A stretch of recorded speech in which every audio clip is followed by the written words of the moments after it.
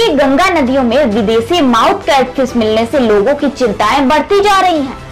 हजारों किलोमीटर दूर south America में अमेज़न नदी में पाई जाने वाली शक्कर माउथ कैटफिश का वाराणसी की गंगा नदी में मिलना जितना आश्चर्य पैदा करने वाला है, तो उतनी ही चिंता वैज्ञानिकों के लिए बन चुकी है। वाराणसी में रामनगर के रमना से होकर गुजरती गंगा नदी में नाविकों को यह मछली मिली है। गंगा में पाई गई इस मछली की पड़ताल और सच जानने के लिए डीएनए रिपब्लिक टीम बीएचयू के जंतु विज्ञान पहुंची।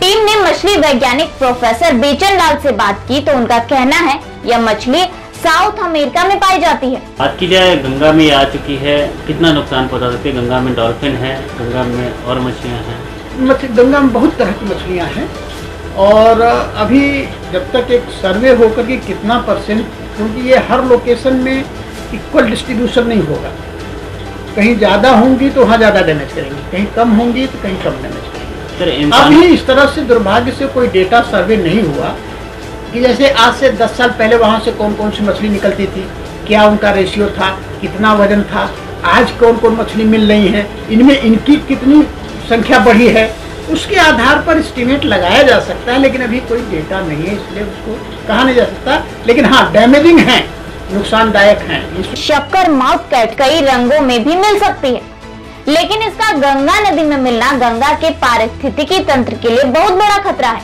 क्योंकि यह मछली मांसाहारी है और आसपास के जीव जंतुओं को खाकर जिंदा रहती है। इस वजह से यह किसी महत्वपूर्ण मछली या जीव को पनपने नहीं देती, जबकि इस मछली की खुद की फूड वैल्यू कुछ नहीं है, क्योंकि यह बेस्वाद होती है। इस लिहाज से यह गंगा के पारिस्थितिकी तंत्र के लिए बड़ा खतरा है। अब गंगा जैसी प्रवाह वाली नदी में मिलने के बाद इसके बढ़ाव को रोका भी नहीं जा सकता है, क्योंकि यह मछली अपनी खूबसूरती के चलते ऑर्नामेंटल श्रेणियों में गिनी जाती है और लोग शौकवश इसे एक्वेरियम में पालते हैं, लेकिन कैटफिश के बड़ा होने पर इसे गंगा में छोड़ देते हैं। ऐसा करना ही अब काफी गलत परिणाम देकर आ रहा है, जो सभी के लिए संकट से कम नहीं है। अब सवाल यह पैदा होता है कि आखिर हजारों किलोमीटर दूर साउथ अमेरिका के अमेज़न नदी में पाई जाने वाली शंकर माउथ कैटफिश बनारस के गंगा नदी तक कैसे पहुंची? पड़ताल की गहराइयों और इसके पीछे पूरी सच्चाइयों को जानने के लिए डीएनए रिपब्लिक टीम ने देहरादून के वाइल्ड इंस्टीट्यूट ऑफ इंडिया के प्रधान वैज्ञानिक डॉक्टर एस.के. गुप्ता से भी बात की। मेरा नाम डॉक्टर एस.के. गुप्ता है और मैं प्रधान वैज्ञानिक principal scientist Wildlife Institute of India में हूँ। ये बता सकते हैं इजली कि ये कहाँ की है फिश और क्या होता है? तो बता, हाँ, ये तो है एग्जॉटिक फिश तो इंडिया की तो नहीं है। और हाँ, एक्वेरियम के लिए लोग खरीद के लाते हैं या एक्वेरियम वाले जो बेचते हैं, उन्हीं के गलती से इधर उधर से जो है रिलीज हो चुका है, या कोई जो ले आया होगा अपने यहाँ ले जाके रिलीज कर दिया हो गंगा में, या एक्वेरियम वाले जो कल्चर करते वहाँ से निकल गया हो।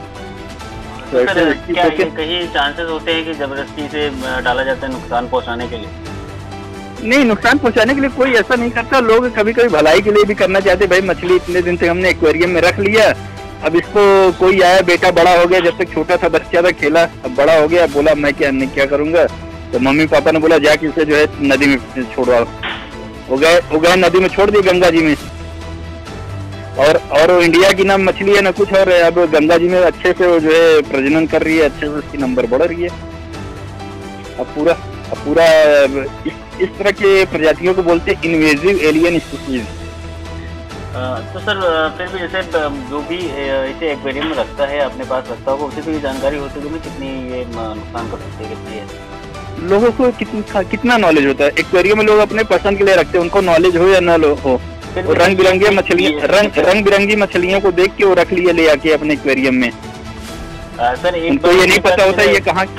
एक बात फिर मैं बोलना चाहूँगा, जैसे कि आपने भी कहा ये अमेज़न के जंगल में पाई जाती है, तो अमेज़न से अगर फिश यहाँ के एक्वेरियम में आ रही है तो जाहिर सी बात है जानकारी होगी, तभी वो इसे बायर नहीं। वो जो ट्रेड के लिए ले आ रहा है, तो प्रॉपर फॉलो कर रहे हैं, कैसे कर रहे हैं वो लोग तो ले आते हैं, वही लोग ट्रेड के लिए ले आते हैं जो एक्वेरियम के लिए बेचते हैं।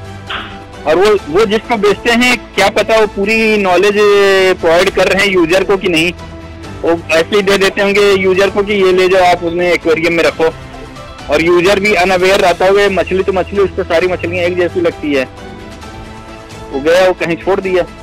तो लेकिन फिर अभी तक 3-4 घाटों पे ये बनारसी के मिल चुकी हैं, लगभग एक ही टाइप की हैं सब। हाँ वही तो, ये शक्कर माउथ कैटफिश है ये। जी जी, शक्कर माउथ कैटफिश। तो उनका साफ तौर पर कहना है कि इस तरीके की मछलियों का गंगा में मिलना काफी संकटपूर्ण है। इन विदेशी मछलियों को आमतौर पर लोग अपने घरों के एक्वेरियम में फैशन के तौर पर रख सकते हैं, लेकिन समय बीतने के बाद जब उन्हें पता चलता है यह दूसरे मछलियों के लिए जानलेवा है तो उसे पास के गंगा नदी में छोड़ देते हैं।